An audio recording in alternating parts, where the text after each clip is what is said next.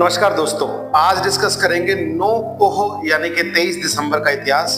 आज के दिन की सुबह गुरु गोविंद सिंह जी को गुरु के जो साजे हुए 5 प्यारे हैं वो एक विनती करते हैं कि हे गुरु महाराज, पंथ को यानी कि धर्म को आपकी बहुत ज्यादा जरूरत है और इस वक्त आपका गढ़ी में यानी कि चमकौर की गढ़ी में रुकना जो है वो सुरक्षित नहीं है। तो वो अपने गुरु को एक रिक्वेस्ट करते हैं कि आप सुरक्षित यहाँ से निकलिए, क्योंकि आपकी बहुत ज्यादा जरूरत है सिख धर्म को, सिख पंथ को। तो गुरु साहब जी उनकी एक रिक्वेस्ट मानते हुए वो गढ़ी से निकलने का इरादा करते हैं। गढ़ी से निकलते टाइम भी गुरु साहब छुप के नहीं भागते हैं। गुरु साहब ताड़ी लगा के, ताड़ी मार के ऐलान करके जाते हैं कि हिंद का पीर जा रहा है, कोई रोक सके तो रोक लो, ताकि कोई बाद में ये ना कह दे कि जो सिखों का गुरु है देखो वो भाग के निकल गया। तो वो भाग के नहीं जाते हैं, ताड़ी लगा के ऐलान करके जाते हैं।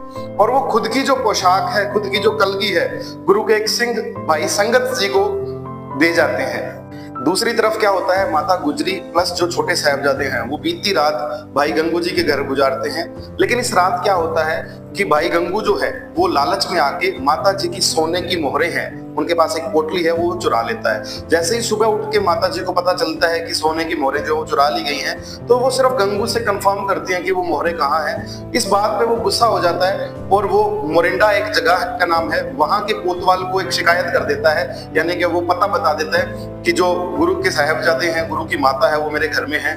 यानी कि उसको इनाम का भी लालच हो जाता है। इधर से उसने मोहरें भी चुरा ली और उधर से जो गुरु साहब के बच्चे हैं, गुरु साहब की माता है, उनकी वो गिरफ्तारी करवा देता है। मोरिंडा के कोतवाल को वो शिकायत करके आ जाता है।